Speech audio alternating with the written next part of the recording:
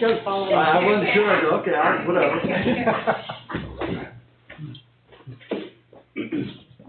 My allegiance to the flag of the United States of America, and to the republic for which it stands, one nation, under God, indivisible, with liberty and justice for all.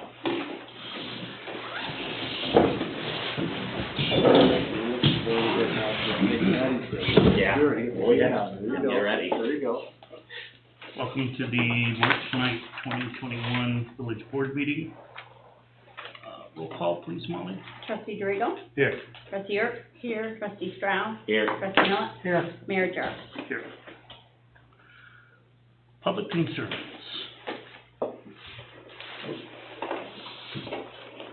Somebody let us know if we're up and running. You can call with public concerns at 315-482-9902. Or you can call my cell at 315-778-9098 or text me.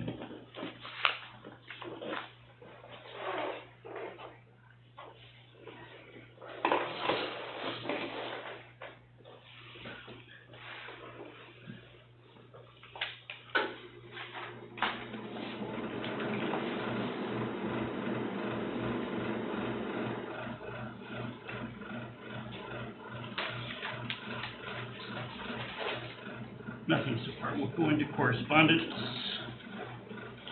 First is the Tag Park letter. Dear Mr. Mayor, I am a newly retired New York State Police captain and professional scuba diver, as well as a lifelong summer visitor. As you know, the wreck of the Islander is a very popular dive site which brings many visitors to the village on a daily basis. I have met divers instructors from every corner of the state and beyond who visit to dive the wreck, to conduct training, and enjoy the shops, restaurants of the village. As you are probably also aware, the shore area adjacent to the entry point is very underdeveloped, with extremely limited parking and no other facilities or amenities of any kind to welcome or assist divers. I believe both the village and the diving community could benefit greatly from improving dive site shoreline area. This could include additional parking agreements, approved entry point with a pier dock, and addition of amenities such as a restroom, benches, etc. This would also allow for expanded ice diving opportunities, bring more visitors in the off-season. I'm beginning with the assumption that, like most municipalities in New York, the village has a very limited budget. Having few funds available for such projects, the purpose of my letter is to inquire as to whether the village board has any plans along these lines, and if perhaps an improvement project could be arranged in concert with the village officials using private or grant funds. I plan on living in the area during the middle months of this year, teaching scuba diving, would be very enthusiastic with assisting in a project of this type. If you could advise whether or not this is something you feel worth pursuing, I would greatly appreciate your feedback. I'm presently living full-time in an RV, so please address any reply to my email or phone. Best regards, Todd Caster. We do have money set aside. Right around that, what do we got, about 18,000, don't we? Yeah, I think it's around 20,000. Yeah. And as long as we do that and keep under the 15,000 when we do some of the projects, we don't have to go out for bid, we can just have a contract to fix that, right? You said. Yeah, what's your procurement policy, is it 20 or 30,000? 20, I believe.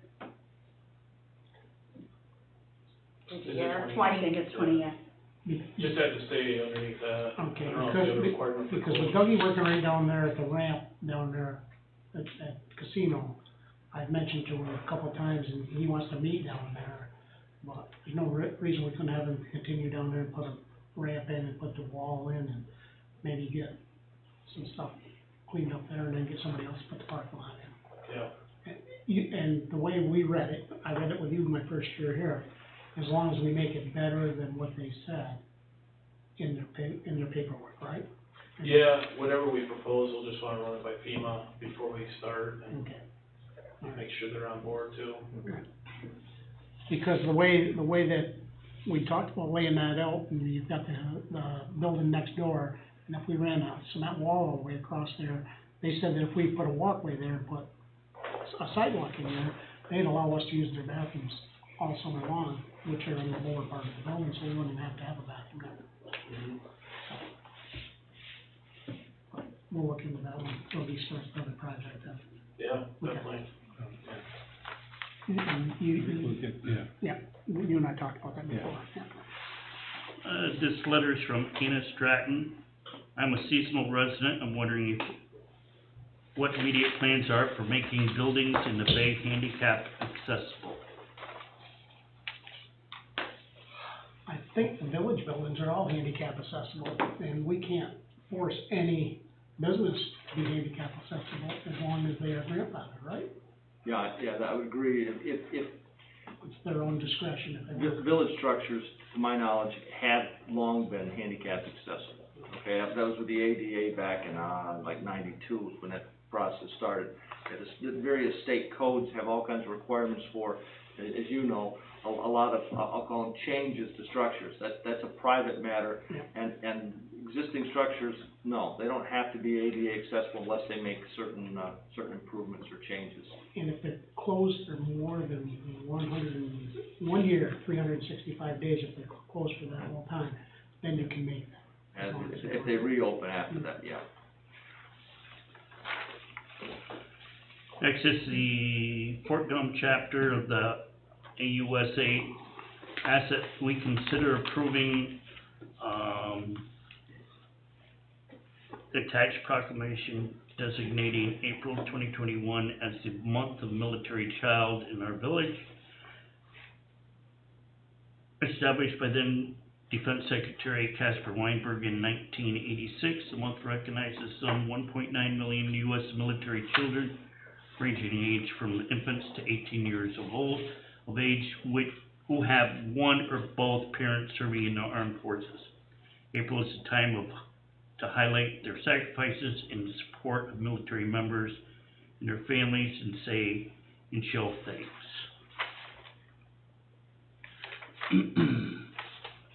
Whereas April is designated as the month of the military child, underscoring the important role military children play in armed forces communities, and whereas the month of the military child is a time to applaud military families and their children for the daily sacrifices they make and the challenges they overcome. Whereas the month of the military child is part of the legacy left by former Defense Secretary Casper Weinberger, who established this Defense Department commemoration in 1986. Whereas military children deal with separation, deployments, frequent moves, and even their parents' injuries as part of life they were born into and entered with their families.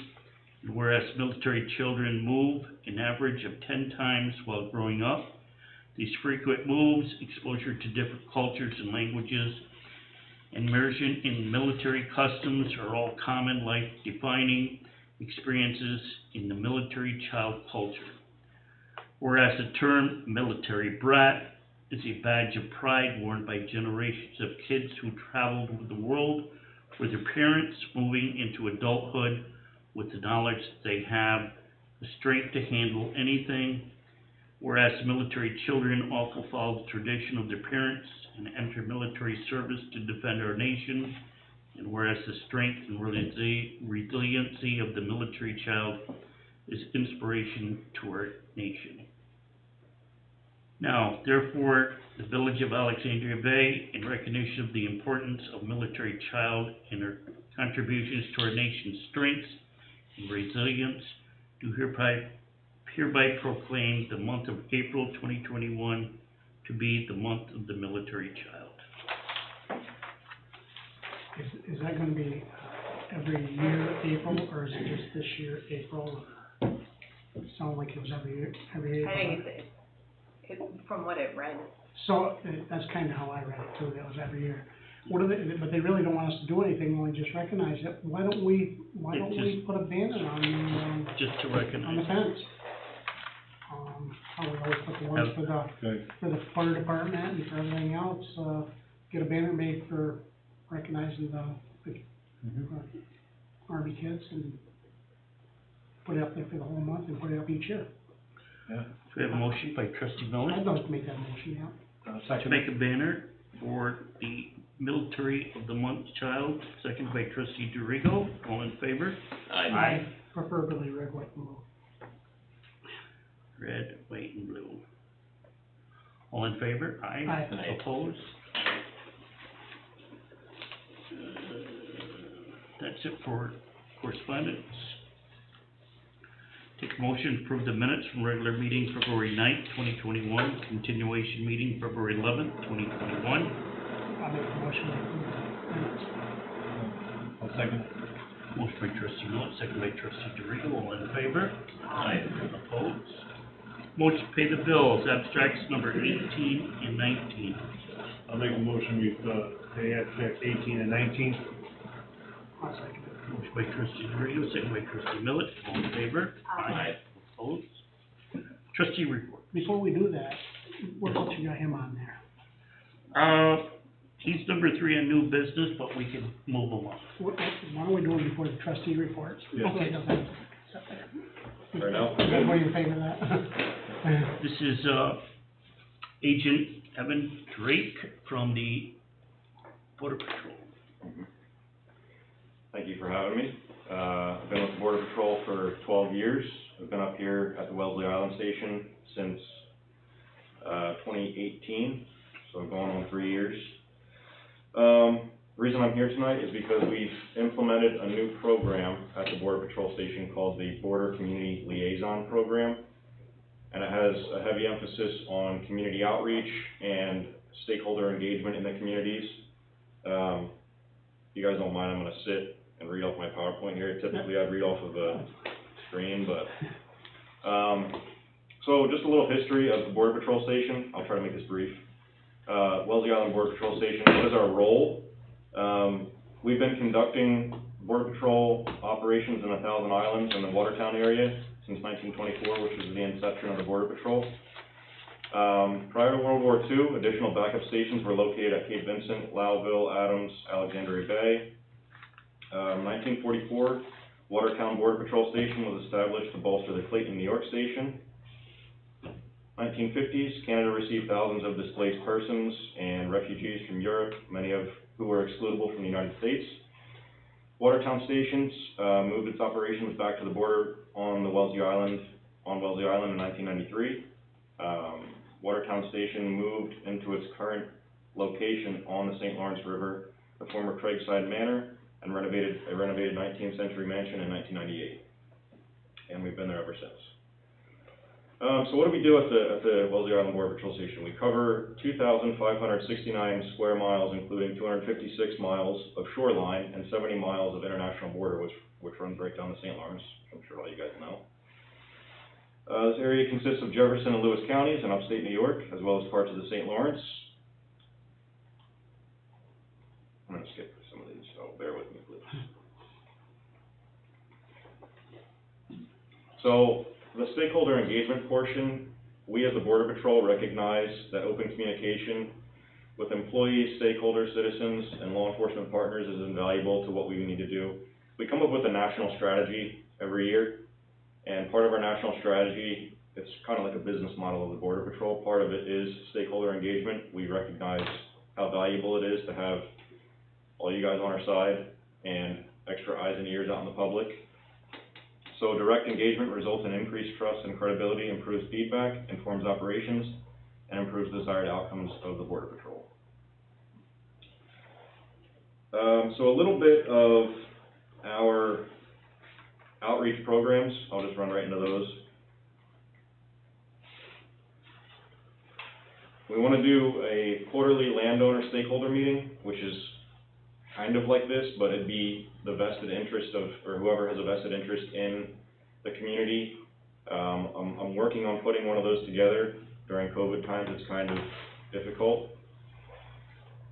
But that would be something in the lines of just kind of informal talking back and forth, exchanging ideas, and seeing how we can improve what we do in accordance to local landowner stakeholders. Operation Detour, that was created in 2010.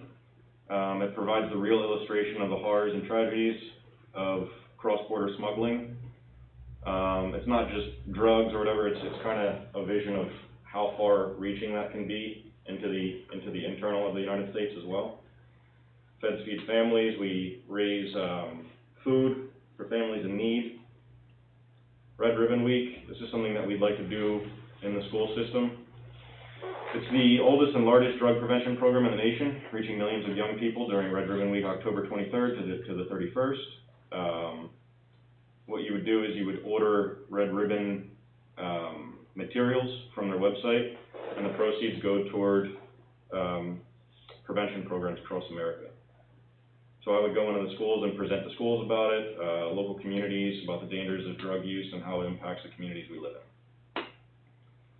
BP 101 is, I've done these at our schools, I've done them at TI, I'm going to do them more at Alex Bay. This is basically what it is right here. This is a condensed version, in the interest of not taking up all of your time. So some of you may have heard of the Citizens Academy that we've done. We did it, I think it was 3 years ago now, and it was a couple years prior to that, ongoing every year. But basically, that is, we would host it at our station or a location out at the range or something like that, and it'd be a week or 2 week long course where anybody could sign up for it in our local communities, and we have you guys out. We teach you how to sign cut, which is tracking disturbances in the soil for human or anything really, animal, human disturbances. That's basically our bread and butter down south, how we track individuals through the desert. We go over nationality law, immigration law, all of our use of force devices, everything like that. I've been approached by several people that I've seen in the public, and they were excited about it, so we want to bring those back. We're doing a biannual Battle of the Badges blood drive. That's going to be in Clayton. We were going to do it in A Bay, but there was some sort of hang up at the fire department, or they were already doing something, or anyway, point being is we want to spread the wealth on this stuff too, and have it in different areas of our local communities. We've been involved in local holiday parades, as you guys know, in the past. We want to continue to do those. We've been doing birthday processions, so for the local children who are having birthday parties and they can't have a venue now because of COVID times, we've been getting together with our fire department partners and first responders and police and doing birthday drive-bys for the children of our local communities. We did a holiday toy drive this year. We sponsored several families in the Watertown area through Salvation Army. We were in touch with Salvation Army to do that. And we raised over 200 gifts, 3 Christmas trees, and a monetary donation for those families. So head of the class, Youth of the Year, we also want to do is it's a scholarship program through the schools. So we would be in touch with the schools and the guidance counselors of the schools, and they would recognize certain students who would qualify given the criteria, and we would raise money through local stakeholders for that. National Night Out is something that we're looking for. I actually just looked into this today. Neighborhoods host block parties, festivals, parades, cookouts, and various other community events with safety demonstrations, seminars, youth events, visits from emergency personnel, exhibits, and more. So it'd be like us coming with the dogs, and we talked about doing it at Evans Mills Speedway, or it can be anywhere really. It can be in the local area, Alex Bay, and central location, Evans Mills, somewhere. But yeah, just be law enforcement demonstrations, and whoever else wanted to come and set up a tent or whatever, local businesses could come and be food vendors or product vendors. That's pretty much it. But unless you guys have any questions, that's what we're here for. We want to. When is your blood drive up in Clayton? That is June 30th. I was in touch with the American Red Cross, and that was the only time that Clayton didn't have one throughout the year. That's our first weekend of our big event here. Oh, is it? Yeah. Of the what, you said? Our big event, we got the Riverfest the week before, but there's something else going on. That blood drive is strictly for first responders anyway. Yeah, but I was thinking why the fire department couldn't do it, because the fire department usually does it a lot. I know there was something going on that same weekend. Yeah, I actually wanted to get in touch with the fire department here, if you guys are doing those birthday processions, or the birthday drive-bys, we'd like to get involved in those as well. One I could put it. Which number? We got, You approve it? Okay. We'll give it to you now. Anybody have anything else for Mr. Drake? Are you using any cards on you at all? I do, yeah. If you guys would like some cards, I have some cards. And you'll have other blood drives coming up and stuff like that too for other dates for you. Sorry? You'll probably have other blood drives and stuff like that come up. Yep, we're gonna do 2 blood drives a year. And again, this is a program that is new. I mean, it's a national program where other border patrol stations have this, but this is new to this area. And, it's really all about you guys, the locals of the community. We wanna get involved. We wanna conduct community outreach and, break down those barriers of communication. So, if you guys have any ideas about what we can get involved in, it's not all about what I'm trying to pitch you guys or anything. If you guys have any ideas whatsoever, we'll entertain anything. If you guys wanna call into the station or get a hold of me. Okay. I can get a hold of together we can get a hold of the chamber and see if, there's anything that you could do for them too. Okay. Yeah. Yep, I've been in touch with the chamber. Okay. Not regularly, I'm on their mailing list now, so I get their flyer, Oh, good. but, yeah. Do you guys have any plans on anything that you can and can't do this summer yet, or is it too far out yet for events? It's starting to loosen up, so. Yeah. It's really hard, it's changing every day right now. Yeah. With the vaccines, But we'll find out a lot more after this is spring break week, this week or next week or whatever. That's going on now. We'll see how it falls after that. Yeah, maybe. Yeah. I think the chamber's asked for quite a few days already. Yeah, They they were supposed to have something tonight.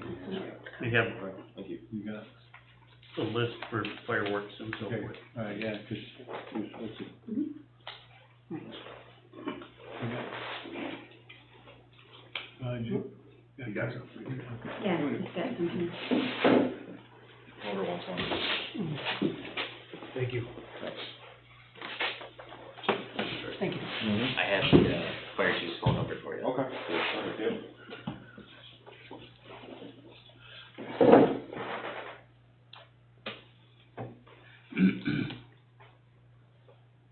Thank you. 315-286-4821. Thank you. Appreciate it. David Van Brackman's name. Dave Van Brockman? Yes.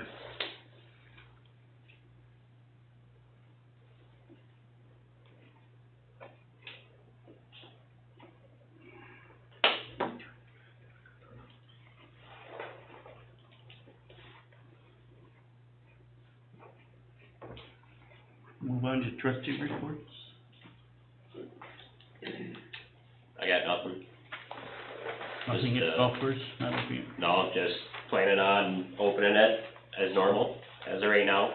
I mean, it's a lot easier to cancel anything last minute than it is to try and start it up last minute. Yep. So I'm just gonna try and open it as normal and keep on the state and see what happens.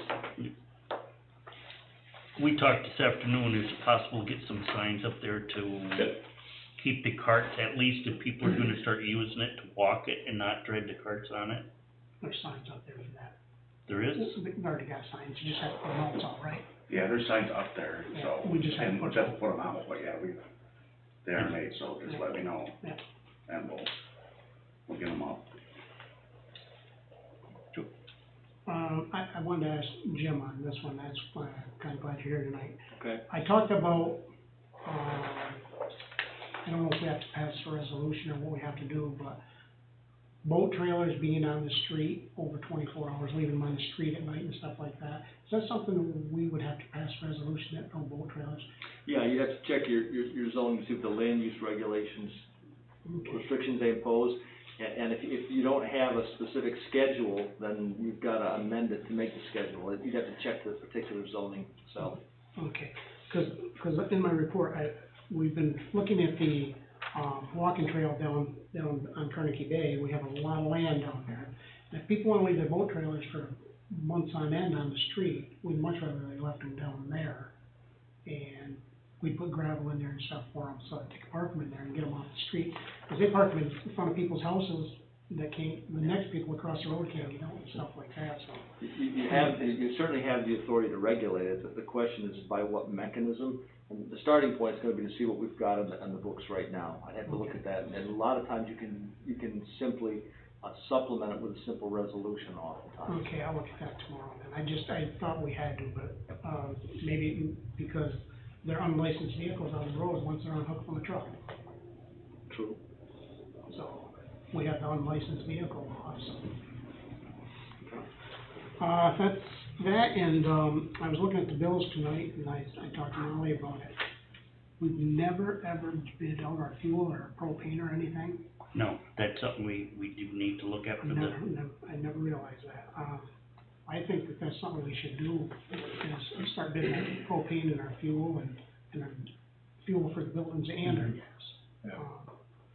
Because. Do we wanna wait until we have the signed agreement for over here? Well, I'd really like to find out about the fuel, but the fuel we wouldn't have to do until, we could run that in the paper and do that, say, August, and award it in October, November. I mean, it doesn't. Well, a lot of the companies offer deals, like if you agree to them in June before the summer even begins. So if it's something you're really interested in, you might as well get it out there before that Well, no longer an option. I just think we should do something, because, I don't know if you looked at the bills tonight and stuff on the fuel and stuff, or fuel oil, let's say fuel oil. We're at their mercy, we've never bid it out. totally agree that we've never done it and we need to. That's the only two things I've got. It's something maybe we could talk about it, when we're doing budgets, about the fuel cost that's costing us, we can talk about it at the budget meeting. That's all I got. What about streetscape? We didn't talk about streetscape at all? Oh, I thought that was in something else. I talked about streetscape. We're at 90%, getting ready to apply for the permits. We come up with a little extra money towards the end, and we're kind of fighting with National Grid right now because they want to charge us a fortune to take down some, because we may agree on replacing all the streetlights on the street through the village part, not through the streetscapes, but we wanted to do away with all the lights on the side towards the hospital on the main street, because the new lights that they're gonna put in there are gonna be bright enough to light up the whole street. As they're going down through there, they're gonna put different wattage bulbs. Like when you get down Bethune Street, they're gonna be different watts there and stuff like that. So, we talked to them and they're trying to really gouge us on that, so that's it. A little more than we wanted to spend in the streetscape money. But one of the other things that we're looking at right now, and Christmas meeting, so I had to talk to them about it, but, we're looking at putting possibly a splash park down in the playground, down at the village playground, but we have to look into seeing if we have to have restrooms down there if we do it. If we have to, we're gonna pull it out. But we did end up with enough money where the pavilion is one of our big calling cards up there. And if you've looked at the Admiral's Inn, how they have the glass curtain when the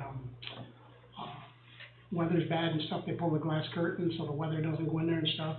Well, that's made it to almost our final cut now, to put a curtain all the way around the pavilion, so that we can use it longer for a longer season. When the weather's bad, we can pull it around there, so. Mm-hmm. Yeah, but outside of that, everything else, the sidewalks, the docks, and everything else is pretty much a go. We're just waiting on the permits. So. Okay, I got some three estimates to replace the loading docks on the end that are broke. I got one from Patchen Seaway International for $30,000. And I got another one from Billy back, for $24,890. And then I got one from, Northeast Construction for $23,500. I'd like to discuss this and see which way you wanna go with it. I know we were waiting on the third one to get the third bid. Did he give us a timeline if He would probably be one of the first ones, if the lowest one that he come in at the harbor. I mean, because I mean, it's something, we're getting into March And those are all under the stipulation that we keep hold of the existing barrel and dock that's there. So we could replace the barrel, and the next one that rots, we wouldn't have to buy the dock this time. We would just replace it with the one that we would fix in-house. Okay. So we'd always have one on standby that just sat. So, we have, the money's there for this in the hourly and the, maintenance fund, so. It's something's gotta be fixed, I mean, there's no two ways about it. Yeah, 'cause it's summertime's coming shortly here. Hopefully at the end by the ramp is gonna pop up too. That's a double barrel system on that one at least. And it usually happens every year once there's snow and ice, and the way the ramp pushes down on that, and then all of a sudden it'll freeze in, and it'll hold it there. That's what usually happens. I don't know if anybody else has got anything to What's say, your but pleasure on, I'd like to make a motion that we have Northeast, do the dock. I'd like to make that motion, we've gotta have it done. I'll second it. motion by trustee Millet, second by trustee DeRio to award it to Northeast for $23,500. Now, does that come out of this budget Yes, that we're ending? Yeah. And there's Yeah. money there for it? yeah, there's enough monies in, labor and, isn't that what I seen in there, I thought so. So, that way we'll tag it at the beginning of next year, yeah. All in favor? Aye. Opposed? Very good, thank you. Okay, lifeguards. We have no lifeguards, and because of COVID, 4 of our 5 lifeguards needed to be recertified last year, and because of COVID, there were no recertification courses. Red Cross extended their expiration by a month and then by another month, but they're not extending it any further, and it only went through the summer. So nobody got recertified. And at this point, they would all have to, except for one gentleman, would have to take the course again. And then there's a whole nother problem. I spoke with, TI school, the athletic director there today. Their course is only open to the kids in their school. Indian River, their course is only open to the kids in their school. So my question to the athletic director was, what are kids who don't have a pool in their school supposed to do? So it will go around and around, and for years I have been up and down the ladder trying to get some help to get a course open to any kid, something locally. My daughter went all the way to Hudson Valley Community College in Utica for a week straight. And that's a lot of money on top of what you pay to take the course.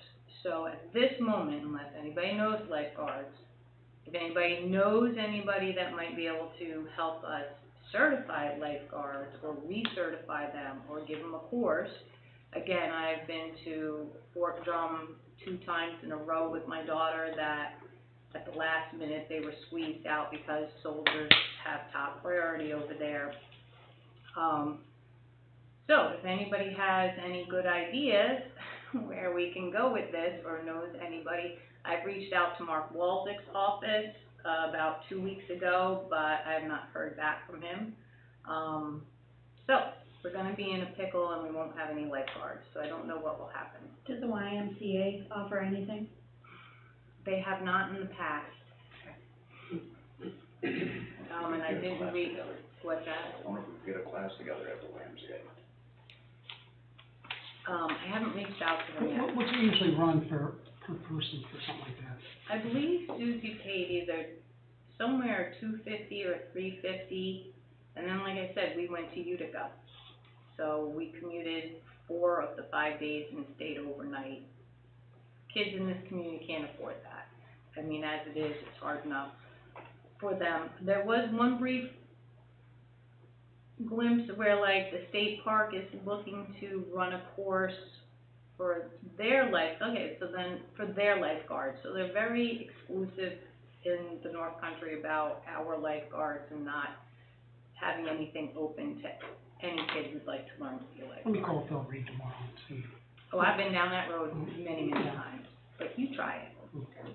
So, Does St. Lawrence County, could they take it, like, anywhere? they could. Ogdensburg there have been years ago, one of the young ladies was certified up in Ogdensburg. Again, I didn't reach out to them yet, because when we tried to go that route with Susie, they weren't offering it again to.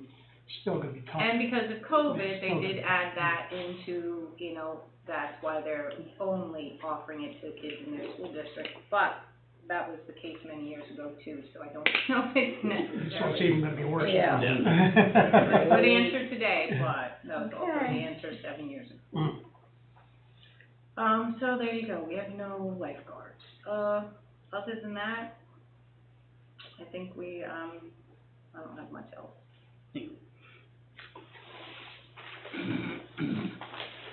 Sure. You guys did sewer repair the other day in Church Street for Mr. Martin. It was another cold day to be digging. Thank you, that was it. Thank you. Did a fantastic job. I was there 2 or 3 times. And, guys did a great job. They really did. That's a dangerous area right there too. Yeah. But as he pointed out, he has 2 disabled people that live in the house, and he was trying to find a place for them to go that night. So we knew that it was a dire emergency, it had to be done. And we got in there and got out and got it taken care of. So, I remember last year in the budget, and it's one of the first things we took out of the budget because it was expensive, is that machine to suck the water, suck the mud and stuff out of there. And I've been on every water break I think you guys have had this year, and they've been a real disaster. But a sewer break was even worse. And I think that's something we wanna look long and hard at before we knock that out of there, because I think they've got it in the budget this year. Now, manpower wise, how much time that saves, and watching them guys step in that stuff and pull their foot out and their boots stay in there and stuff, it might be something we really wanna look into. Yeah. We split it amongst the 3 departments. It'll be approximately $31,000 for each department. and Ed he's kept his log, and since he's been here, which is just 2 years, we've been on 15 breaks in 2 years. And we've never, for years, didn't fix them for years. We always had somebody come in and do them. Them guys have been in that hole, and I don't care how cold it is, they're down in there. Yeah. The tree came down on Anthony Street. We got National Grid to foot the bill through Nelson's tree removal. They came in and took it down, and we removed it like we did up here. That was done. We've been cold patching. We've had an issue trying to keep stone on the property, just with all these breaks and stuff, so my guys yesterday hauled stone all day long.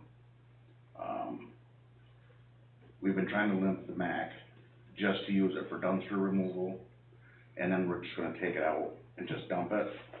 Well, we pulled it out of the barn today, the drive shaft fell out of it. Thank you. So, we had to, because we still have some time here. So we have to still dump dumpsters, so we put a $300 U-joint on today. Had to do it. Had to do it, but there it sat. Thank God it wasn't going down the road when it did it, but fell right out on the ground out back, so. Other than that, just maintenance and. And you talked to him on the new trash truck coming. Yeah, I've got, my history of, emails sent back and forth. When I talked to him the last time, he said that the plant that it's at right now to get the packer put on, at one time had 60 workers out of work with COVID down at that plant. he's looking right now, he called and told him that our other truck was out of service. He's like, even if they just push it out of one truck, he's looking at hopefully the first week the end of the first week, beginning of the second week of April, that we should have our hands on it. Yeah, So, been a long time. What about the, pickup? the pickup is the same thing, it's in Rochester at the dealership. For some reason, until the dealership got the truck, they wouldn't order the box that goes on it. So they have their hands on the box now, and now it's in the paint shop, so we're looking at about the same timeline. So we're looking at probably both vehicles being here at the same time. Good. Thank you. Good job. Thank you. Zoning officer. The ZBA met approximately 2 weeks ago. We had 3 different applicants, and between the 3 applicants, they approved 9 variances with it. On Rock Street, it was a lack of frontage and substandard sized lot. Over on Holland Street, the old O'Brien's corner there is gonna be rehabbed and fixed up, which will look much better than what it currently is. And then the other variances are down for Garlocks on Washington Street or Riverside. Those same 3 projects are coming before the planning board next Wednesday afternoon. The one on Holland Street, that's a lot line adjustment. The one on Rock is a subdivision. There's an apartment on one of them now, the other one's gonna be a vacant lot they're gonna put a home on eventually. And the third one, site plan, is down on Garlocks. I think 3 years ago, we approved a site plan. They never followed through on it, so it goes back to day 1. So they had to go through the whole process of the variances. Usually you say a variance stays with the parcel, but this variance that was approved 3 years ago, it's a different structure now. So I made them go back through the whole works. The only thing they didn't have to do, they didn't have to go back to 239M review, because it's the same concept of a storage building on the same parcel. The county didn't feel we needed to send it to them. So, my plans, I have not heard back from Hills Motor Corp or the apartment on Bethune as far as the docks, so I will send them a certified letter tomorrow with a remedy to violation and put them on a time frame with it. And we'll have to decide what happens, you know, if I get any response from them. Okay. What about the docks at the Otter Creek Inn? Did they get a permit also? They called and wanted to know if they need a permit. As I was told, all they were doing was replacing the tops of the docks and not doing anything in the water. Yeah, well, all the docks are gone and all the new docks are sitting in the parking lot. Well, I felt they weren't changing, the intent of them. They weren't changing any cribbing, they're just replacing them. They're changing them all. Yeah, because there's a lot more docks in the parking lot than they had docks there. Well, I haven't been down there. They did, the people that own that, they did want a letter from me stating they didn't need a zoning permit, and what they provided to me, I didn't feel it was necessary, seeing how they weren't changing any square footage of the docks.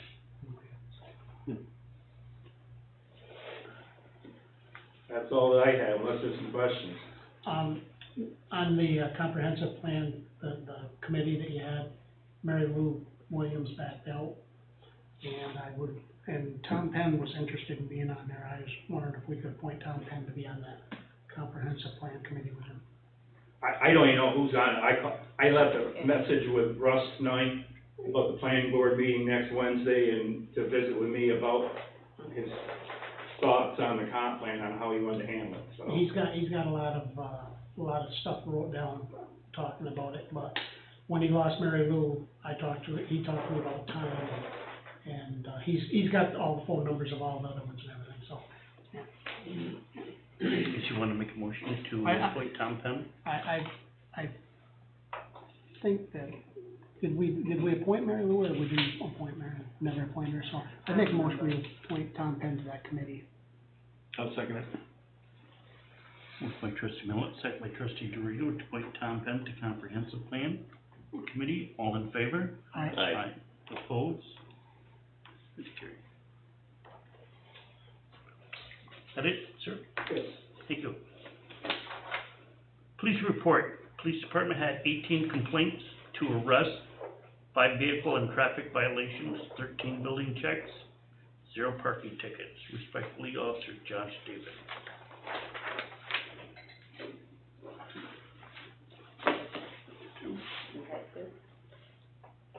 You wanna stay, or you, Oh, I'm okay. Mr. Drake? I'm okay, yep. Okay. I'm good. It's interesting, I like it. Old business. My job? Project budget report. Thank you, sir. Be excited. See you later, Lee. See you later. Mr. Gregor. Actually, I don't have, any updates on the budgets, but I can run through some of the projects, some of the capital projects. One of the projects, Ready Project, we were actually supposed to have a coordination meeting today, which was canceled. Yep. The next coordination meeting should be March 23rd. I'll put that on your calendar, Steve.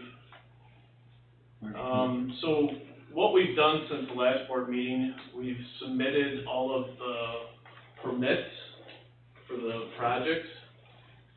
And it sounds like the docks are gonna be fairly straightforward, but the wharf project may take some additional time, going back and forth with some of the regulatory agencies. We haven't received any comments yet, but, hopefully this coming month we'll hear back on the permits that have been submitted so far.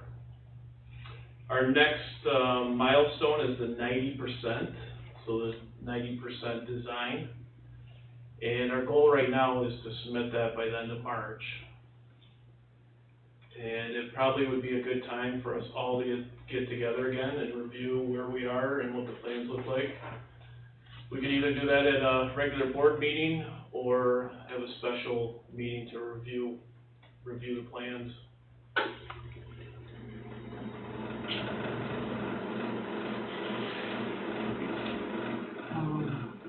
We're gonna have to have a special meeting towards the end of the month to, Yep.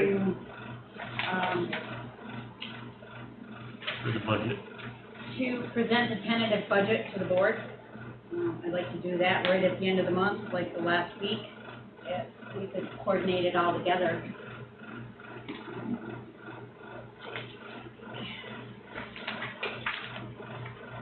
Are you guys looking for a daytime or a nighttime? Or do you work? Kind of a budget, when we get to the end of the budget? I'd like to do it 29th, 30th, or the 31st of March, if we could. Any of those? It has to be done by March, it has to be. End of March, yep.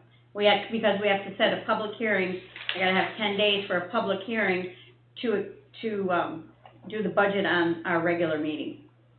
The public hearing at the April meeting. So we're one of those options, a Tuesday? The meeting is the 13th. The 29th, the 30th, or the 31st of March. 29th is a Monday, 30th is a Tuesday. Yep, 31st is Wednesday, Gregor Tuesday. Yeah, I should be available any of those. Is it gonna be a night meeting? I'm assuming she works. Yeah, husband. He works. Yeah. He works. Well, it's Tuesday's the best one for you. Tuesday works best, cause I keep everything free on Tuesdays. So we're talking Tuesday evening, is what we're. Yeah, that would be fine. March 4 30th, o'clock yeah. is fine too, if you wanna do a little bit earlier than. Well, I don't think Julie gets here until almost 5, does she? I can get here by 4:30? Sure. March 30th, 4:30 for Gregor and the special meeting. 30th. The tentative budget, all we have to do is just present that night, right? Right, I have to present it to the board for review. Okay, so it won't take long, so. So the 30th at 4:30? 30th at Okay. 4:30. 3:30 at 4:30. PM, and that is, to discuss programs, or, Ready. Yeah, projects. we'll review the ready plans, and that'll work out good. That should be right before the 90% submission, so that should work out well. Okay. And then other updates of the ready project, I talked to Pat today. Atlantic Testing is has scheduled, this Thursday to do the sampling for hazardous materials.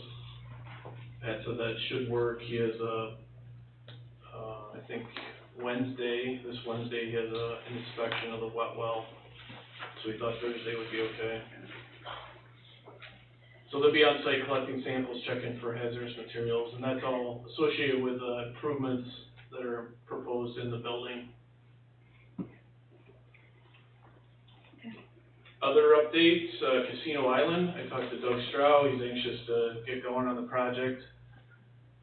He's actually, I think, talked to Jared about possibly laying out the ramp in the next couple of weeks, and then as soon as the weather breaks, he wants to get in there and start working on that, one of the first projects of the season.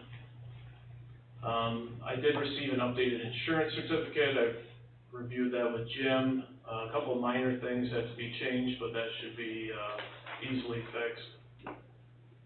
So once we get that, agreements can be signed and should be ready to go.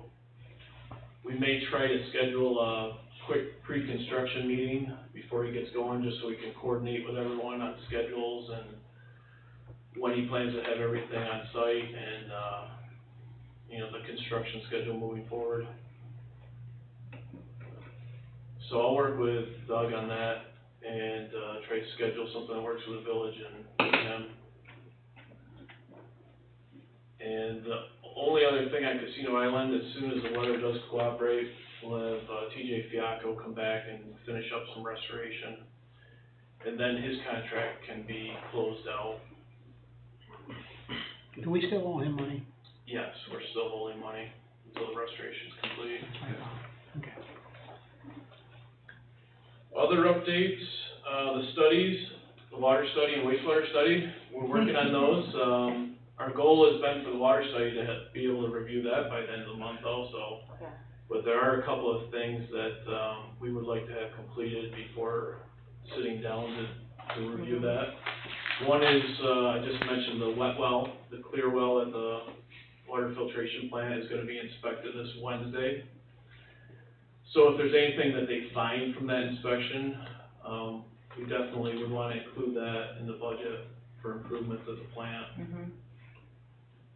Pat should have a pretty good idea after they go in there with a camera to see if there's any issues with it.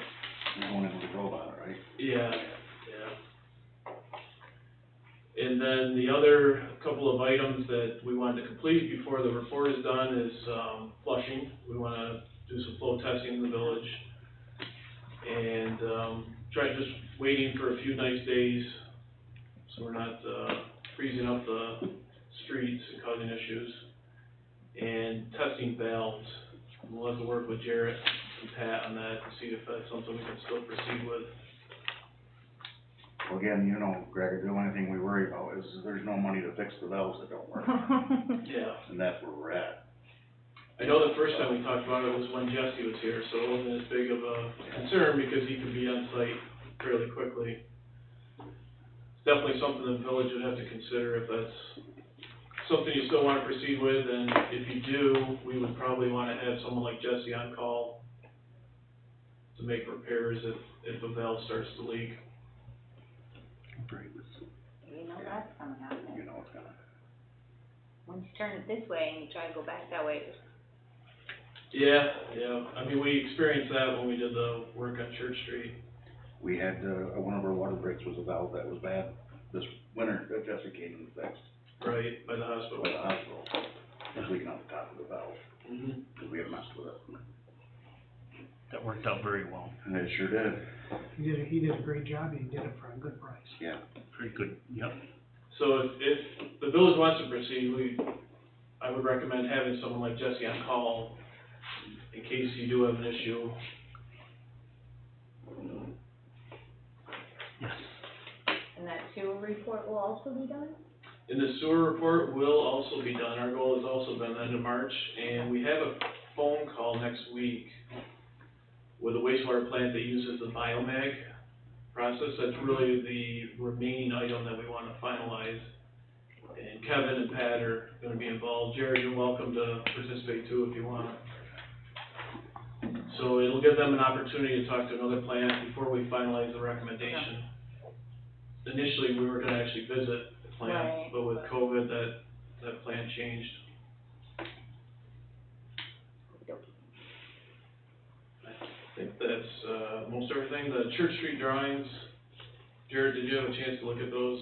They seem to be all, Is there anything else that needs to be adjusted? I don't think so. Okay. We can we'll sign them and Give us get a couple copies, that sounds good. one for you, and let me know how many copies you need, if you need more than two. 2 is fine. Okay. One for his plan and one for mine. Sure. Yep, we'll get those finalized. Water meter application, that's the only other thing I had on the list, that was submitted February 12th, and, everything was complete and good to go, we'll wait and see. Is that June? My best guess, they typically don't have an announcement date, my best guess would be June or July. Now, if we don't get it this time, which could happen or whatever, we can submit the same thing again the next time, right? Yeah, now you have a report, it would just, will require an update to the budget if it's a year from now or 2 years, but then you'll be able to resubmit. Good. While Gregor is here, so if he has to leave. So number 9 on new is the agreement for the meter assessment services. We did approve that. This is just giving the mayor permission to sign it, the agreement. I thought we already did that. We discussed it, but I just want to make sure that we give him permission to sign the agreement tonight. Yeah. I'll make a motion with, have them sign it tonight. Second it. Motion by trustee Millet, second by trustee DeBrito to authorize the mayor to sign the agreement for the meter assessment services with Bernie Carr. All in favor? Aye. Opposed? Okay, that carried.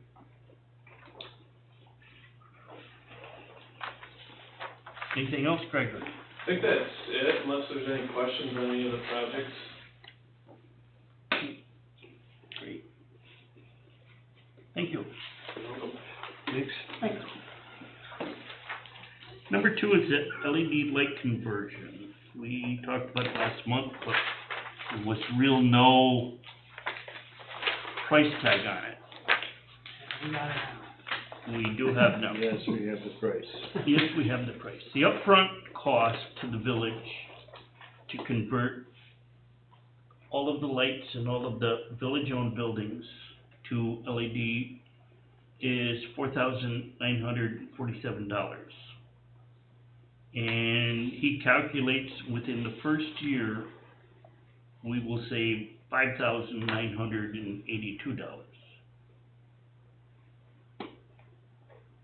When we do this, like, the DPW has their barn, the water's a different place, the sewer's a different place, and the municipality, is it gotta come out of each budget for each place? How are we on monies for each one else? We're fine, aren't we? Well, are we doing, I guess my question is, are we gonna do the golf course up here, water, sewer, DPW? Yeah, Are we doing docks? Are we doing everything the village has, Steve?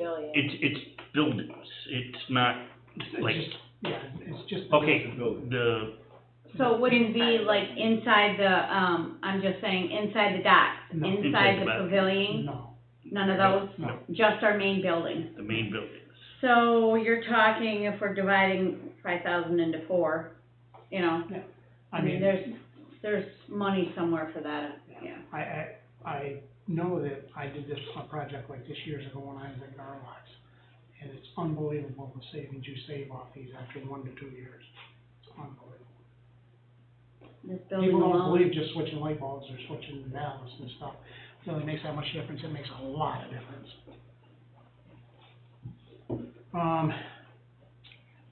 when would they be able to do this? Did they give us a timeline on that? I do not have a timeline on it. Will it be in this budget or next budget?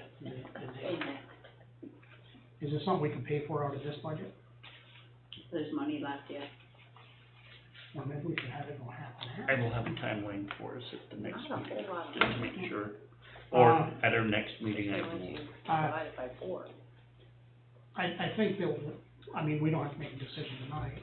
I think that we ought to look into it and see, you know, what the timeline is on it and stuff. It's gonna go into next year or? Well, you how can long? approve to do the project and figure out where, again, it's not a lot of money. No, it When you're isn't, no. dividing it amongst 4, I imagine there's money in the budget this year or next year. I would think so, but I know the water is really sensitive there. We can just move money and then move it back anyway, right? Mhm. So, I mean, it's a little over $1,000 each, you know, it's I not. think we should do it, I really do. I mean, we're gonna save the money, so. In the first year, we'll I'll save make a motion. 1,000, I'll make a and motion. second year, it'll be 6,000. I'll make a motion that we, change the lights in, these buildings. I'll second. Motion by trustee Millet, second by trustee Strau to approve the LED light conversion. All in favor?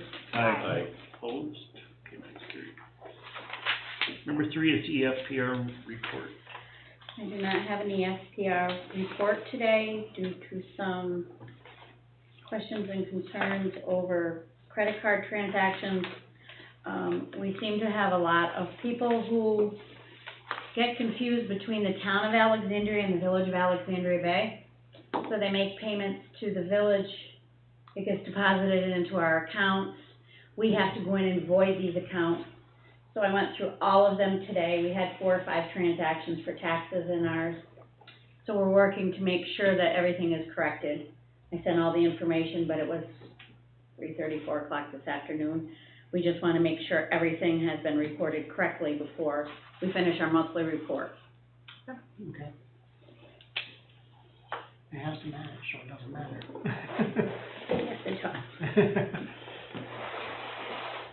If you don't live in the village, how do you pay town taxes to the village? You can't believe the calls we receive every day, even tickets, their water bills. I mean, it just happens a lot.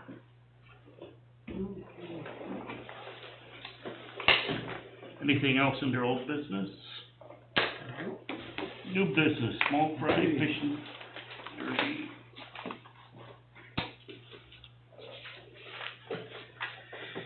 Small fry fishing derby, June 19th, 2021, at 8 to 1 p.m. Upper James Street Dock. Rotary International, sorry, it says gentlemen, ladies. The Alexandria Bay Rotary Club requests use of the Upper Bay Village Dock morning of Saturday, June 19th, 8 a.m. to 1 p.m. for their annual small fry fishing derby. Your consideration of this matter is greatly appreciated. Pat Snyder, past president, Alexandria Bay Rotary. Please stop by for a free hot dog that morning. Well, I think we should let them do that, but let's make sure that they don't do a cleanup week at the same time. That's always been the thing. Yeah, it's always been the same time, so I think that we ought to give priority to the kids, because the kids need this, they need something, so. Yeah. I'd like to make a motion that we allow the Rotary to have this small fry fishing derby. Would it matter if they're still under guidelines or? Well, With- they won't do it. Yeah, I was gonna say. Nobody will as do we anything else Start again. going forward with fireworks and small fry, fishing derbies, I mean, it should be an understanding that as long as state and federal guidelines allow for them to, when we approve For all. things, if things change, then. It'll be for all things events. change. Yeah, For for all all events. events. Well, I'm Absolutely 100% against it, I'm for it, so that's what I'm saying, Yeah. Yeah, I think we gotta look at every time that we make a motion to approve something like that, it's under, it's under the guidelines. under the guidelines. COVID Okay. guidelines. Under code guidelines. I'll second. Second, go ahead. Be a good portion of the ad Motion Motion approved the small fry pending COVID, guidelines. Guidelines, yeah. Motion by trustee Millet, second by trustee Stroud, all in favor? Aye. Aye. Opposed?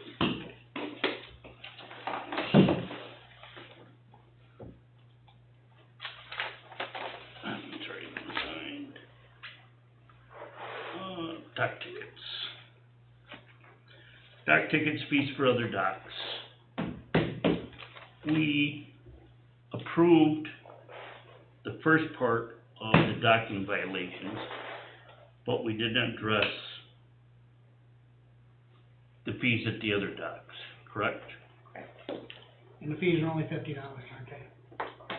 Well, the way I look at it is, I don't know how anybody else looks at it, but the main dock is where all our problems always are. That's where we always have the problems of people staying and not charging and stuff. If they're gonna park at these other docks, $50, it's on there, it's $50, but I'm happy with that. One thing that, looking at this, it says, on C, Village Code Section 60-6, number 3, it says overnight docking prohibited on all floating docks, Let's take that out of there. which is, Just take it out of there. yep, Do we have to change the local law to take that out of there, Mr. Burrows? If it's in a local law, you can make a change to it, it must be by an amendment. Just no legislative equivalency. Ditto. We can do that, but again, with a local law, the problem is this from a timing standpoint, I can have a local law probably later this week, okay? All we have to do is just print those tickets and forget to put it on there. Well. You don't Yeah. say it out loud, you just quietly do it after the meeting's over. The problem is, Yeah, local well, law, okay. it's supposed to be on your desks for full 7 calendar days, and then you can move on it. You have to have a public hearing on at least 7 days' notice, and it doesn't become effective until it's published with the state, Department of State. Now, the key, if we look at that from a timeline, they're looking at about 45 days, I mean, unless you have special meetings in between there. It's not a problem from my standpoint, it's just a timing issue. Huh? or just leave it. What is it, read it again? Overnight docking prohibited on all floating docks. Just leave it in there, just don't take it Leave it in, don't take it. out. Right? Okay, We just won't. so you're going to make a motion to, Make a motion to have new tickets. you can make the new tickets and leave all the other docking, fines and fees the way they are, correct? Right. Yeah. Who would like to make that motion? I will. I'll second it. Motion by trustee Milt, second by trustee DeRigo. And if that other one just To gets back change to the you, I tickets forgot as to needed. put it on. All in favor? Aye. Opposed? We don't order a lot of them anyways. do we? Well, we have to order 500 at a time. Okay, When we have that, tickets made, the minimum is 500. and normally, what we go through a year on tickets? We'll probably go through over half of 250 them. maybe? Okay, Over half of them. alright, so, but we can, after we get everything. Correct. Right, okay, that's Correct. fine, that's fine, yep. Okay. So all set.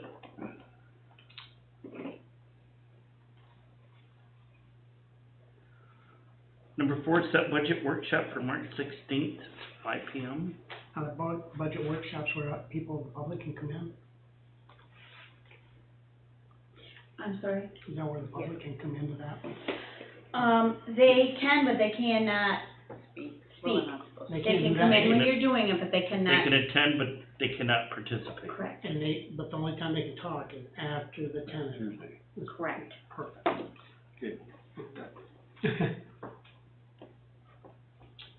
Do we Need have a to make motion? on doing Yes, that? please. That's on a Tuesday night, right? That's Yeah. Tuesday at 5 p.m. Yeah, Is it, all right, with you, Julie? Yeah. Yeah, I'll make a motion, we do it Tuesday, the 16th. I'll second it. Motion by trustee Milt, second by trustee DeRigo, set March 16th, 5 p.m. for the, I'll send Budget everyone workshop? out I'll send everyone out a sheet with all the dates, All these so everybody different has dates, so I it, can get them on okay? my phone, yeah. all in favor? All right, Opposed? Carried. Set public hearing for April 13th, 2021 at 5:15. that's gotta be on a Tuesday also. That is our regular board meeting. That's where it goes, That's what yes. I thought. That'll just be at 5:15 instead of, 5:30. 5:30. Okay. Is that okay, Mr. Don't need a Burley? need a motion for that, I'll make a motion that, I'll second. Motion by trustee DeRigo, second by trustee Strauss, all in favor? Aye. Aye, opposed. Number 6 is done. Number 7, open community room to usage. I think it's time that we open up our doors to allow people to start using the room and stuff. As long as they meet the requirements. What is it, what's the number right now, Molly? 47, and it's gonna change this week to No, something we else? just, it was, if it was 50%, it was 32, We're and going to then at 47. 75%, it was 47 people could be in these 2 rooms. Yeah, and I think that most of the meetings they have in here, as long as they're under 47, I don't see a problem with that. So can I ask I only have one concern. So that's gonna open it back up to baby showers, bridal showers, wakes and funerals and everything. Who's gonna be responsible for knowing how many people are gonna, I'm just saying that someone should be responsible. Whoever's coming in to ask for the room. The people who are asking permission for the room are to be informed of the limits of participants and to adhere to it. If they're over it, then they will be asked to leave. I think by the next couple of weeks, it's gonna go up anyway. I think so too.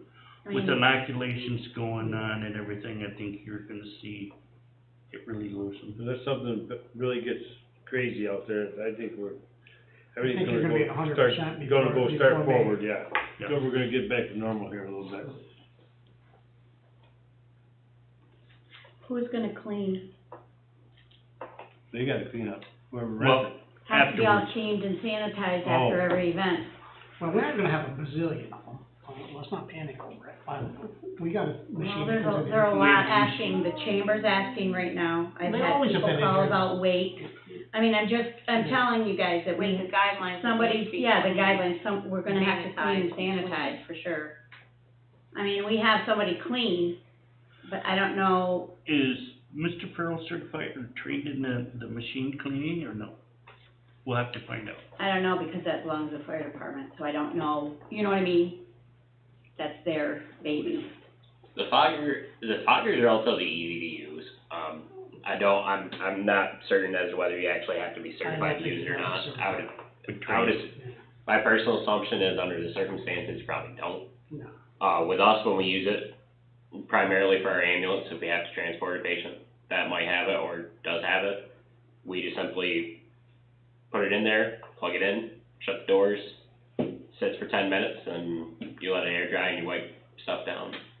I mean, the only thing is, I don't know if it can do a room this large. It just might have to be set up so many feet apart and do it like that. Do we have to ask them permission to use? You know what I mean? I just hope they're on board with I can us, just simply I'm do saying. that. But who's gonna come use it? Probably the only thing I could see happening is just that the village buys the liquid that goes into it. And the school does a lot for us anyway. School's got a big machine. You'll look into that for us, Chris? Yep. But I think it's time to build an open. Maybe it's time to fire it up. Do you wanna make a motion? Yeah, we can I'll put make a our own motion. gun. We open the building back up, as long as they meet the requirements of the number of people at this time for the use of the building. And that changes daily, so. And it's gonna be under the COVID guidelines like Right. we discussed earlier. Yep. I'll second. Motion by trustee Vaughn, second by trustee DeRigo, to open a community room to usage pending COVID requirements. All in favor? Aye. Aye. Opposed? The next one's a perfect example.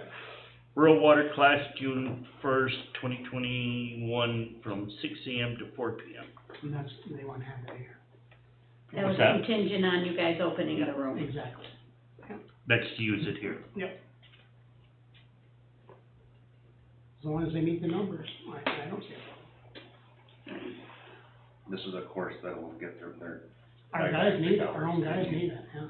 So it's good that they're gonna be able to be here and get the hours that they And need. not They have may to have travel. 3 years or something to get all their hours that they need.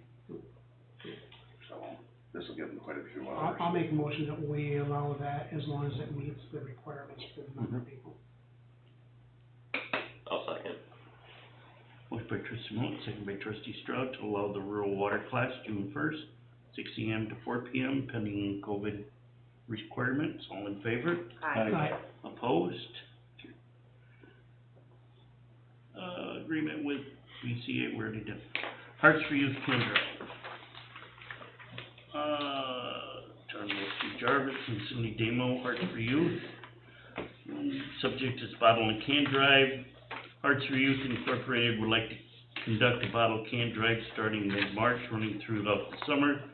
Be a small trailer, 16 by 16, that will be placed in the library parking lot in the driveway near the side door. This is where we have had Kerry Weldon's trailer placed when he previously done this fundraiser. Mike Davis has volunteered to take care of keeping track of the upkeep of the trailer, the redemption of the items. Mike lives in our school district, wants to become involved in the Hearts for Youth program. He has a daughter who is 4, and he and his wife are eager to have her join us. Is he gonna be there all summer? Yes. Throughout the summer. Yeah. It's not in our parking lot, it's at the Yeah. library, Where'd they say we're gonna have it, at the second door? near the side door. Side door. Is that No, part of the there, school? on this side? Second door where you go into the Yeah, it's gotta be, kitchen area. yeah.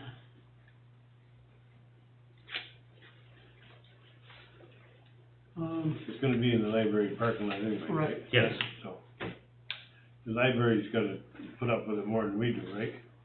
Well, they'll call us. Hey, but they must have to get permission from the library too, I would think, wouldn't you? Well, yeah, no, we own that lot. Technically, we own it, but it's the library, yes. I have no problem with it as long as they don't, and when it's full, they don't throw them all over the place and the cans are blowing all over. I mean, there's gonna be a redemption center right here within the next Yeah. month or so, right up the road. So that, yeah, that's, I'll just keep it cleaned up and I'm sure I there's don't see it. not gonna be bottles and cans all over the place with this I don't, organization. I mean, they have a drop spot down to, I mean, not just for them, but for all of them, down to the town dump down there. 99% of them go down there. It sounds like they probably are trying to get all the cans away from everybody so that they don't get that, don't split it up. Closer.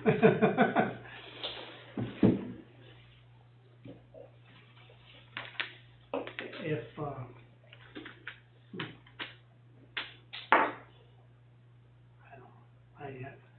I'm just worried about what it looks like. Did they do it before? Did they ever do it before? I have never seen it. I've never seen it. All depends, is it Let's put it in the enclosed trailer or is it stipulation. an open trailer? How That's about the we big do question. Can we- According to this, Kerry Weldon's placed a trailer there previously. But was it closed or open trailer? That, it would be the only downfall. If it was an open trailer and a helicopter comes in, you're gonna have cans for Have your it blowing all over. If it's That a will closed, happen. I'm not It's a sure, it closed trailer, doesn't say, it's a small 16 by 16. Whether it's Can we, enclosed, I don't know. 16, it can't be 16 by 16. 16-foot wide trailer, never get it down the road. did it, when do they wanna start this? Well, When they maybe wanna- it's a typo, but it When they says wanna start this? mid-March. I was gonna say, you know, maybe we wanna table it till we get some more information about it. It just, I mean, She's listening, Oh, Paul. there's not gonna be that many cans around between now and our next meeting. Mhm. you, Cindy, are you available? I'm just worried with that, with the helicopter coming in, if it's an open trailer. And where exactly it's sitting. I mean, the library parking lot is pretty tiny to begin with, and you're talking about all summer. I Yeah, mean, the summer residents that visit yeah, our and the library. people on the river and quite stuff that come and use that, they're frequent. not gonna wanna look at that. If it was an enclosed trailer, where they just had a door, open it, put it in, versus a box that you just threw it in, Have they asked the library about this? I'm assuming. it I didn't say. just asked a question earlier about that. It didn't say. So I would make a motion, we table it until all the questions are Yeah, answered. we got too many open questions here. Okay. Let's table it till next month, they can start it next month, get some more information about it. I can talk to Cindy about it, you want me to talk to Cindy about it? Yes. Okay. Motion by trustee DeRigo, seconded by, to table. Did you sign it? What's that? Did you I sign it? said, actually, I made the motion. Yeah, That's okay. she jumped in It's now. okay. I'm sorry. Yeah, she Motion by trustee second by trustee DeRigo to table. All in favor? Aye. Opposed. Riverfest.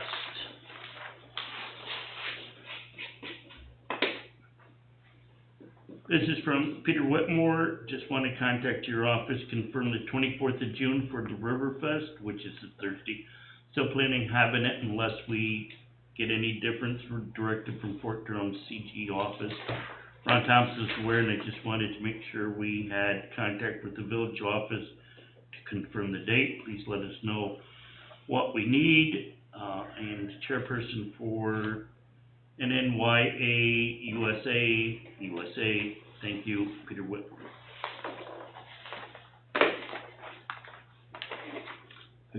I'd say I make a motion, we, give them permission under the guidelines of COVID, like we. I'll second it. Motion by trustee DeRigo, second by trustee Millet, to approve Riverfest pending COVID regulations. All in favor? Aye. Opposed? That motion. Chamber of Commerce fireworks. Please consider attached applications for the annual fireworks display country kickoff to summer, May 29th, May 30th, and the 4th of July fireworks, July 4th. That's Cindy. We realize social distancing, one second. Village office, Hi, it's Lauren from the chamber. hi Lauren, Hi, just wanted to be in on the call. okay. Go ahead, Steve. I'm Hi, we realize social distancing will be difficult to enforce with events of this size, so please note that these permitted events will only take place pending approval from the village board, New York State, in accordance with guidelines at the time of the event. Any questions or modifications you see fit, please contact our office. Your earliest convenience, Lauren Garlock. What's the date? This is May 29th, May 30th, and July 4th. Could I make a comment about the, Memorial Day weekend ones, the 29th and Yeah. the 30th? Yeah. So we normally do those off of a barge, right off of the docks at Edgewood. We may or may not be able to do that this year. So another alternative was to maybe do it in the field behind Edgewood, right on Edgewood Road, pending permission. So, that would be a backup that I would wanna maybe get approved if the barge does not work out that weekend. They're both in the town. That's town? That's Yeah, the town. that'd be the town, That's not in the village. Okay, if we do it at Edgewood, over to Edgewood. okay, so we'll just go ahead with the barge approval. Yeah, at both places, they're both in the town. Oh, yeah. The barge, if you're over near Edgewood, the barge is over there in town, Alexandria. Right. Okay, So we just gotta, So we're looking at the approval for the fireworks in the 4th of July. 4th of July, right, Aaron? and 4th of July. Yeah. Okay. And the 4th of July, do them at the same spot as you always have, right? Yeah, they're gonna be shot off, they'll be shot off at Boat Castle, At the right? castle. Yes, Yeah. at Bull Castle. Yes, okay. I make a motion that we give them permission under the COVID guidelines to have the fireworks July 4th. I'll second it. Motion by trustee DeRio, second by trustee Millet to allow the chamber for the 4th of July fireworks pending COVID restrictions. All in favor? Aye. Aye, opposed, that's carried. Thank you. Anything else, Lauren? And are we gonna get approval for the large ones on Memorial Day weekend? That's not us. You gotta go through the town. You have to go through the town for that. Yeah, The ones last that year are, they did. last year we went through you guys. Yes, they did. It was in the water off the end of the dock on their barge, Still be. remember?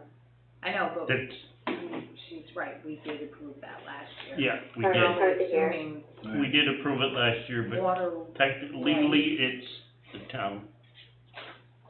where's the water line Yeah. between the town and village? Just about the center of Otter Creek. Okay, so. Oh, Just Yeah, so about where's right the through the barge middle. floating? I mean, I don't. I can't hear. I don't have, we don't have I a mean, problem with it. I mean, if you want our blessing on it, On the barge. On the on the barge. barge, I mean, I'd make a motion that we allow you to do it, but you might wanna contact the town and ask the town. yeah, just especially if you gotta have it over in the field. Sorry? If you have to have it over in the field, then you gotta go through the town. Oh, right, of course. Yeah. But, as far as our original request, Yeah. to do it as we normally do. Okay. On the barge on Otter Creek. Yeah. If we can get approval for that. Yeah, you got our, Village. you got our approval for that. Okay, So there's motion by trustee Millet, Right, I'll second it. second by trustee DeRio, to approve the barge for May 29th and 30th. 30th, right. All in favor? Aye. Opposed? Okay, so that's covered. Okay, so the barge is covered now too. Okay, and do you mind if I make a comment about Riverfest while I'm on the phone? Yeah, go ahead. Sure. I just wanted to, bring up the fact that in the past, they've had dumpsters up at the Already pavilion took area care of that it. day, which is completely fine. I've already But we taken just care of wanted it. to see if you could relay, information that we, would like to have those picked up by Yeah. Thursday night, because we do have a river run set up Yeah. early that morning, and I know a lot of people, Okay. come in No, early. Chucky said he's got it all taken care of. It's already taken care of. Oh, okay. Mary called me Yeah. this morning. You already got, yeah, Mary called Chucky this morning. So we gotta take No care of it. problem. Yeah, All right, thanks, guys. yeah, thank you. Thank you. Yeah, have a good night. Thanks. Bye-bye. Cause they're not our dumpsters, we don't wanna get in trouble, we just wanna move them. Okay, We don't wanna make that a motion or anything. okay. Number 13 is local law unsafe buildings.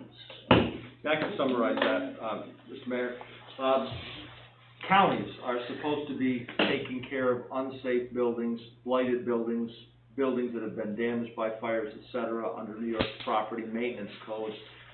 Unfortunately, that doesn't happen as well as most municipalities would like, but they've got the legal authority to do it. Towns have authority also to tackle that issue. Villages have authority to tackle that issue as well. The problem has been, is that if a town undertakes those efforts, or a village undertakes those efforts, they're extremely expensive. It costs a lot for the demolition, for the disposal, for administrative engineering or legal issues that come up with it. And the key has been is that the statutes under town law, statutes under the village law, they allow the property owner to pay, and if the property owner is absent or is unable to pay, it gets added to the taxes to get paid as unpaid taxes. And as we know what happens with the Jefferson County Tax Act and Article 11 of the Real Property Tax Law, the county will make the village whole. That's the way it's supposed to be, but there's been an ongoing dispute between municipalities and counties where counties were not doing that. There was a case that was challenged a year and a half, 2 years ago, towns of Arundecoit and Brighton versus the county of Monroe. It went to the appellate division and ultimately went up to the highest court, New York State Court of Appeals. That court, December 23rd, ruled that no, the counties can't pick and choose. If a town has to tackle unsafe buildings or blight, as long as they follow the statute, If the property owner doesn't pay, towns get to add it to the taxes, and the counties have to reimburse the towns for taxes. Now, that same legal principle applies to villages. So the key really is this: if there's a tool out there that's available for towns and villages to tackle blighted properties. And hopefully we don't have any, and hopefully if we do, they get taken care of by the record owners. But the key is if you adopt the appropriate legislation, you can take care of these problem properties yourself, and if you do, be in a position that the county has to make you whole. So what you have is, I sent out by email and also by mail a copy of it's the legislation, the seeker steps you'd have to follow, the resolutions with it, and the cover letter that will explain the steps that you would need to follow if you go forward with it. Now, if you wish to go forward, the only thing you could do tonight would be to schedule a public hearing at some point down the road on at least, to be safe, at least 10 days' notice. So I've covered that, but that's the key, is just to start the ball game rolling. And if you do, you schedule the public hearing. The next step. Okay. One of the other aspects with this is I think from a highly technical standpoint, this likely is not subject to 239M review with the general municipal law, but in an abundance of caution, why risk it? Refer it out to the county planning department to review it in any event. You're never penalized by doing that. It only protects you in case there's some issues that come up. But so you've got the paperwork. Only one other change. I need to apologize to you, trustee Straub, because when we put the paperwork together, computer glitch, we didn't have your name. I apologize. That'll be corrected. But so you've got draft legislation for review and consideration, and I really do encourage the village board to take a look at that and see if it works for you. But, my only question on that is, who is the person that's gonna condemn the bill? Okay, now with that, what you're gonna see is with that local law, it's classified as the enforcement officer, okay? Now when I say the enforcement officer, you get to define that. I would assume that what you would do is you would normally look to a zoning officer to enforce it, but keep in mind, you've got an engineer, and one of the things that you can cover is you can and should get the expert advice from your engineer. You should follow that. The engineer can actually submit a report to the village for that. The key again is the way this works is those costs as well are legitimate costs for reimbursement from the county, okay? But so I just say as an abundance of caution, consider it. And if you go down, I hope you never have to use it. But if you do have to use it, as of today, that type of a process will work. I do encourage using our engineers for those issues to provide the guidance that we need. Now, only the twist with it that I see, I think that I know this particular topic was a real heavily contested issue. Counties on the one hand, towns and villages on the other hand. Just because right now, as of today, that's the current state of the law. I'm not going to guarantee 6 months from now, a year from now, there won't be changes, because you can pretty much bet that this is a big deal from counties' perspective. You can pretty much bet that counties are going to be lobbying as much as they can to try to get the legislation changed. So this is an opportunity, let's say now, but maybe a year from now or maybe 5 years from now, it may not be an opportunity. But it's something to look at and to keep in mind.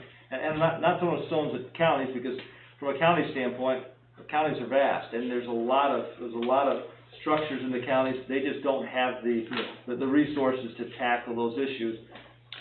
And unfortunately, we all know what happens is the local people are going to come here to complain about a structure here. They're going to want you to deal with the issues. You didn't have the money to deal with it. This is a mechanism where you can get reimbursement. Right. And there's... But the whole thing that you said right there when I asked the question, you said enforcement officer. Yep. That's where we butt heads all the time here about enforcement officer. We're gonna have it in there, we wanna have it in there as a zoning officer. Yeah, now, Enforcement officer. yeah, I mean, again, I don't want to be presumptuous. This is draft legislation. And when you look at the local law, you will see, section four, at page 2, identifies enforcement official, and it's appointed by the village board, okay? When you start going through that, you'll see, you get to decide who your enforcement official is. Well, Again, you designate that individual, but I really do encourage that you also use the expertise of our engineer on some of those issues, because there can be novel issues. Now, not going into it, if the time comes, there's a lot of steps to be followed, but that's just the proposed information you've got, and I really would encourage the village board to consider scheduling a public hearing on that. well, I, like I said, I butted heads over this zoning officer, code enforcement officer, police officer, a lot. So we wanna make sure if we do it, Yeah. we want zoning officer, because our zoning officer doesn't wanna do sidewalks, doesn't wanna do grass, doesn't wanna do any of that stuff. So, cause it says enforcement officer. So, that's where we gotta make sure that if we're gonna do something, we're gonna spend the money on something like that, we wanna make sure we got the right guy. And the reason that I just used the phrase enforcement officer is exactly what you're pointing out, is one municipality might say they have a code enforcement officer, and that's the person they want to designate. Another community might not have that, and they have a zoning officer. So I'm flagging the issue, but that's a good point to consider. So we can, in our own words, put that in there. Yes, sir. This is, Okay. it just drafted. The whole point Okay. would be, at most, schedule a public hearing, and then modify it as you need to, fine tune it with me, and I can go from there with I it. think, we got some buildings out there that people have been complaining about, and because we've had to wait for Jefferson County. And they don't necessarily have to be fire. And this is. No, you're correct. right. It does not have to be And fire. this is the time that we need to step up to the plate here and start taking some of these buildings out. Especially, this is one of my issues last year about all this. And I think now it's time that we need to move forward. And I'll make a motion that, we have a public hearing and, Could we do the public hearing the same night as we do the public hearing on the budget? April 13th at 5:20. okay. I'll second the motion.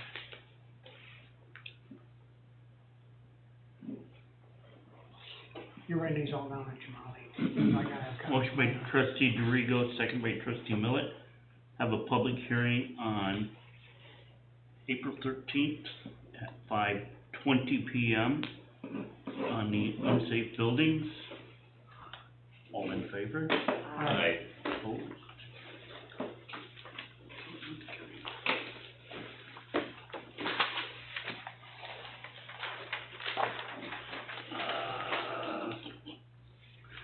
Town of Alexandria water bills being late. Town of Alexandria received water bills that were due March 1st. We also received bills that are late, with late fees added on, and they're asking that they be abated. The fee, the amount comes to $1,101.82.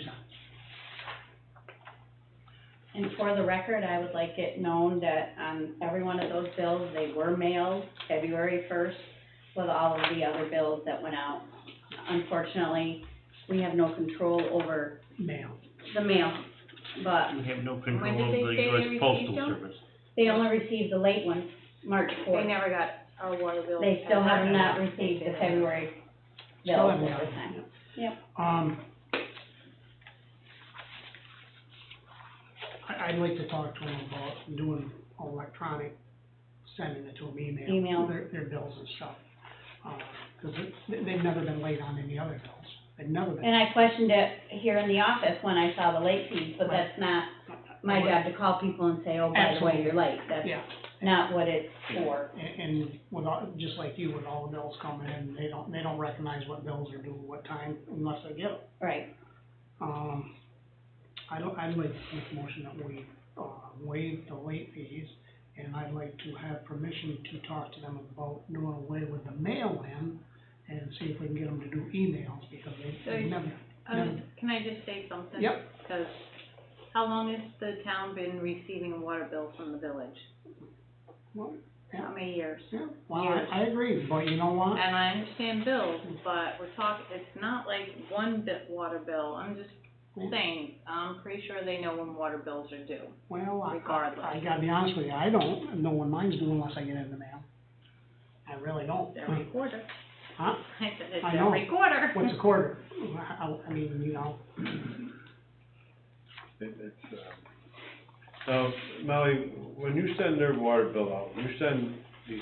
I put them all in a big envelope. Oh, you do, in a big envelope? All places that receive more than 3 go in that envelope he's got right in his hand. They go in that, and they're mailed out with a sticker on them, and they're mailed in the regular mail, because it saves us money, and we mail them out. Okay, Yeah. I was wondering if they went out loose, and then I can understand Well, getting lost. if they went out loose, it might have dawned on them because they ever got 1 or 2 in the mail and not got them all. That's the problem. You catch 22 of those postcards. Yeah, It's I mean, you crazy. get, it's any mail. I mailed a check to another, a business, and almost a year later, they called me and said, oh, we got it today. Yeah. I mean, we have no control. And it is the mail, it's not anything to do with No, we do. anybody else, it's just, they're overwhelmed. You see that at Christmas time when they have the mail there and stuff, what it's like. Yeah, you get people that send you Christmas cards and you get them in July.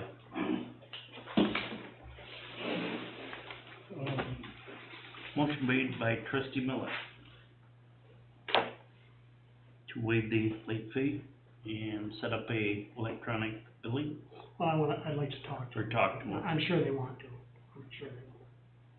I'll second. Second by trustee Strong. All in favor? Aye. Aye. Opposed? Carried. Anything else? I had something and now it's been so long, I wrote it on something, I can't find it. I can't remember what it is.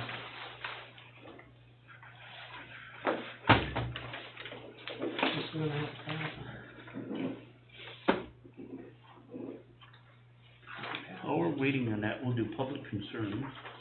Yeah. Once again, 429902. Oh, I know what it is, I'm sorry. Go ahead. A while back, I talked to you guys about possibly the fire departments has been talking about becoming a fire district. And I've been doing a little research on departments becoming districts. I'd just like permission to go out and explore it a little bit more and find out what we have to do. By all means, that would be lovely. Yeah, well, I've done quite a bit so far, and I think that, I don't know if Jim's involved in any of that stuff, but I understand that municipality and municipality get together, lawyer and lawyer gets together, and it doesn't have to go to the public, it's decided by the 2 lawyers and the municipalities. I have to double check that. I've Check been with involved him. with it, it's been at least 10 years. Yeah, check with Hammond, because they just did it.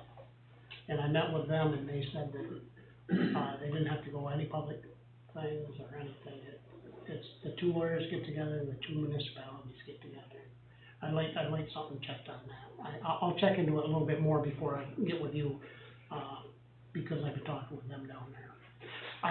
Because my concern is, we have fire trucks that are ours, we have loans that are ours, we have a building that's ours, and I wanna check in to see what they did with all their stuff, with their buildings down there. I wanna know, so I'd like permission to explore that a little bit. And I do believe that if we go to a fire district, It's gonna save the village. it'll save the village taxpayers a lot of money. And it'll bring them more with the district. It's gonna help them, the district, because, the village is only 1 million something in assessed value, so we give them, the amount of money we give them, well, the town doesn't give them a lot more than that, in their 700 and some million, so, I mean, if they put it on their taxes, they get a lot more money, so, and it's spread it out, so. I'll second that. Motion by trustee Malik to do a district study for the fire department, second by trustee DeRigo. All in favor? Aye. Nobody's called in? Nobody's called in. I think, I got something for executive. Motion to go into executive. I'll make a motion. I'll second it. Motion by trustee Malik. For, For this I- purpose? I need a purpose. It's to do with Litigation. litigation. Well, I've got it to do with personnel. Mine. All in favor? Um, Time is Yeah. 7:15.